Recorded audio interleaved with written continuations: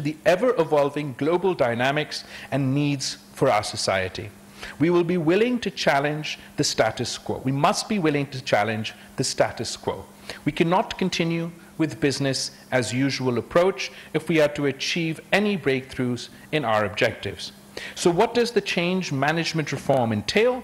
The change management reform is going to be our blueprint for success. It's about efficiency, about streamlining our processes, eliminating unnecessary steps, and ensuring ease of doing business. It's about leveraging modern technologies to unlock new levels of productivity and business continuity. It's about putting the well-being of Pakistani citizens abroad at the forefront, ensuring their safety and providing them with the support they need. It is about empowering our personnel, giving them the tools, incentives, and opportunities to excel. It is about effective knowledge management, harnessing the collective wisdom within our ministry to make informed decisions. It's about articulating and propagating Pakistan's foreign policy objectives with conviction and clarity. It's about fostering harmonious relationships internally amongst ourselves and our line ministries, as well as externally with foreign diplomats and dignitaries through enhanced protocol practices.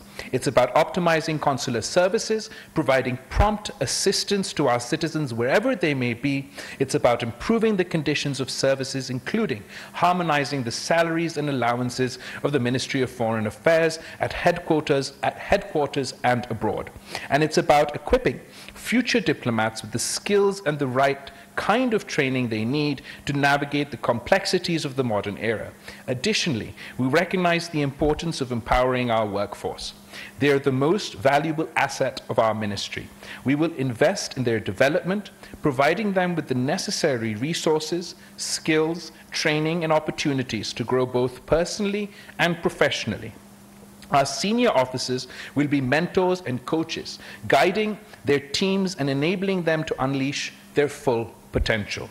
We believe that by empowering our officers, we will create a workforce that is engaged, motivated, and committed to achieving our organized foreign policy goals. Today, as we launch this initiative, we are just launching a plan. We are not just launching a plan, we're launching a movement of reform, a movement towards progress, excellence, accountability. Lastly, I want to emphasize that the management reform is not a one-off event, but an ongoing process. We should continuously evaluate our practices, solicit feedback, and adapt as needed. Change is inevitable, and we must be proactive in embracing it.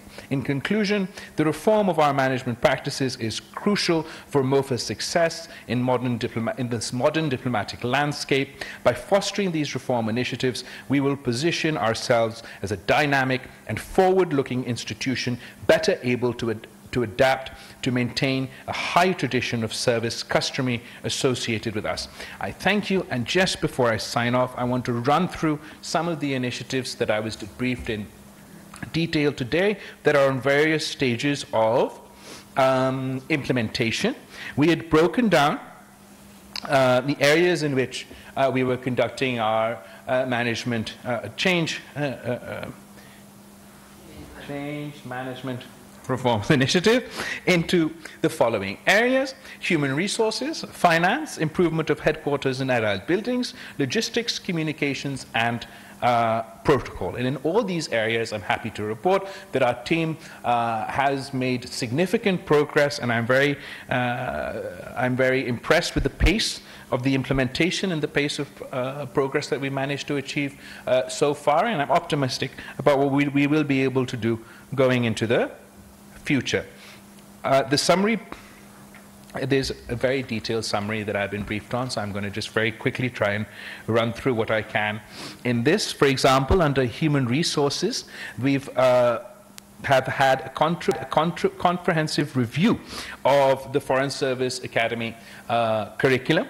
And what I'm particularly proud of as part of the reform of the curriculum, along with the ongoing sort of the regular training and academic training that one receives to become a diplomat here at the Foreign Office, there's been a component of practical diplomatic skills that have been added and will be weighted as part of the grading mechanism for young diplomats coming forward. And in fact, the next batch of young diplomats that we have will have already gone through this new changes that have been made to our curriculum, along with sort of theory and the important, obviously continuing important parts of becoming a young diplomat, the practical skills that one requires to conduct the job well are also being taught, including sort of speech writing, brief preparation,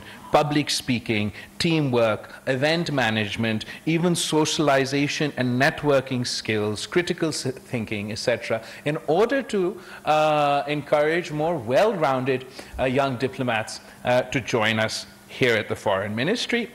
And this training avenue, or this comprehensive review of our FSA curriculum, is already 100% complete. On language training, the trainees reach and specific levels of competency, and the posting of officers to stations where their language skills will be cemented. Again, in this area, we've also have our policy has been approved and is 90% completed. As far as our rotational policy is concerned, the policy envisions a rotation among main geographic regions, A, B, C, and X, Y, and Z stations, as well as bilateral, multilateral assignments, and the exercise is complete insofar as our ministry is concerned. Bridging the cadre strength as par with the operational necessities, a summary seeking 44 positions at HQ has been, we're ongoing discussions which is near conclusion with the Prime Minister, and I'm hoping that soon, before our departure, have good news on this front as well.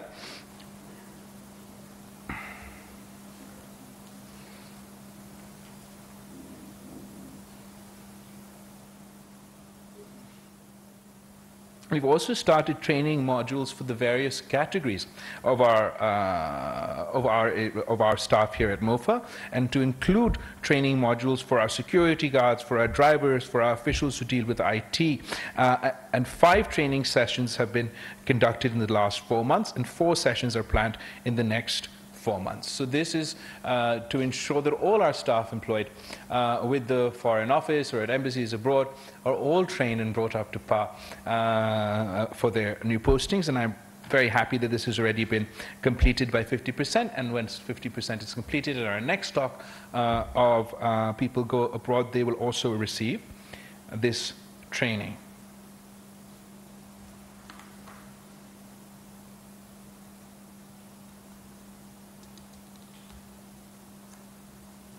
Sorry, I'm just going through quite a few. Okay, key performance indicators.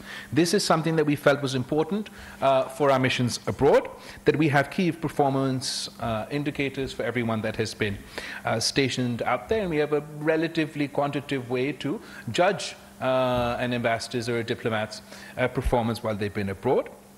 And our key performance indicators have been approved.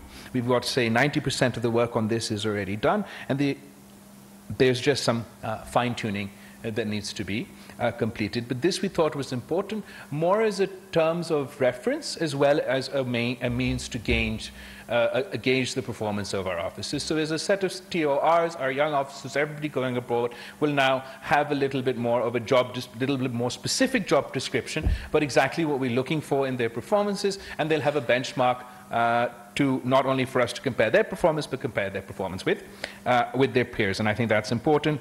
Digitization is also an area where we've made a lot of progress, and we introduced a human resources management system for more effective human resources and career planning. The system has already been designed, data entry in respect to offices has been completed, hosting facility at the NTC has been arranged, and the issuance of individual officers' IDs and passes are being generated by NITB in phase 2 staff will be included in the HRMS system. So this is also our digitization initiative, particularly for human resource management, is also something that we managed to complete, and that we believe is very important. It leads us not only towards a paperless system, but again, it's important for quantitative analysis of people's performance. We've had financial issues consistently at the ministry, and I'm happy to report that we've managed to overcome them. Finance division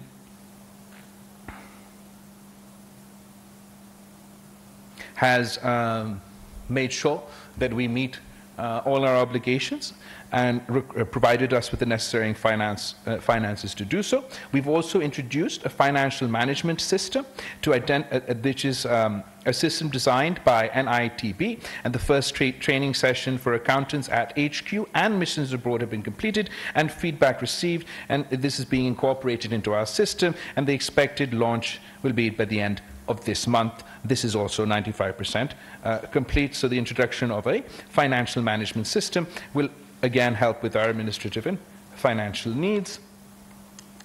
We've also conducted a review of what is the FMMA to bring it in line with the contemporary realities, and that is the Manual of Financial Management in Missions Abroad, and this our administrative team has now reviewed and has made it more relevant. It was out of date and very extensive, and now it should be more relevant to our people. More improvements and changes that we made here at the ministry is the solarization of the ministry buildings with the assistance of our Chinese friends who provided us with some financing. We will be conducting the solarization of our ministry, and we're looking, we feel that this meets our green targets, our climate targets also, and obviously our वज़ीर ख़ारजा Bilawal Bhutto Zardari seminar से खिताब कर रहे थे। उन्होंने बताया कि किस तरह से इस्लाहात की गई। FATF की ग्रे लिस्ट से वज़ारत ख़ारजा के हवाले से ही पाकिस्तान निकला।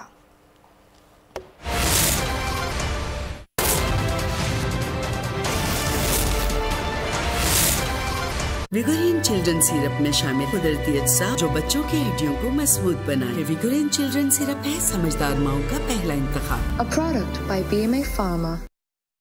इधर उधर दियां गल्लां च ना आ जाना, सिर्फ लासानी तूत स्याह प्लास्म रखी लेके आना। स्किन का ग्लैमर जगाए कैप ब्यूटी से इतना करीब खींच लाया एहसास ये रेशमी सा।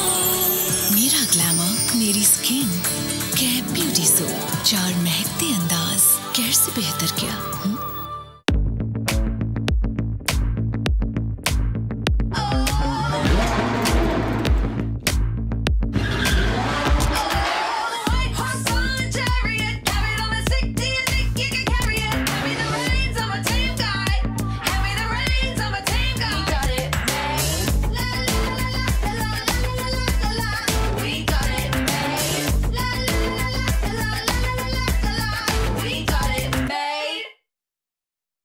This hourly clock is brought to you by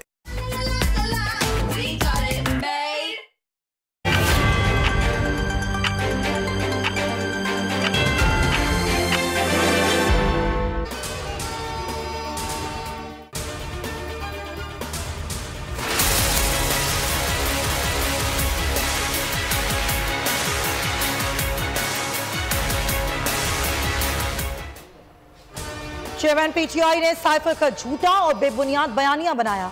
chairman Tehreek Insaf ने कहा साइफर को गलत रंग दिया गया, बयानिया बदल दूंगा। साबिक प्रिंसिपल सेक्रेटरी आजम खान वादा माफ गवाह बन गए। चेयरमैन तहरीक इंसाफ के खिलाफ 164 का बयान मजिस्ट्रेट के सामने रिकॉर्ड करा दिया। बयान में चार्जशीट पेश कर दी। आजम खान ने साइफर से मुतालिक अहम इंकशाफात में कहा लहराया जाने वाला साइफर जाली था और यहीं पर बनाया गया। हुकूमत को घर भेजने में कोई अमरीकी साजिश नहीं थी। साइफर ड्रामा सिर्फ और सिर्फ अपनी हुकूमत बचाने के लिए रचाया। शाह महमूद कुरैशी वजीर आजम को साइफर से मुतालिक पहले ही बता चुके थे। तहरीक अदम एतमाद से बचने के लिए साइफर को बैरूनी साजिश का रंग दिया। चेयरमैन PTI ने साइफर 9 मार्च को लिया और बाद में गायब कर दिया। मना करने के बावजूद सीक्रेट मरासला जाती मफाद के लिए लहराया गया।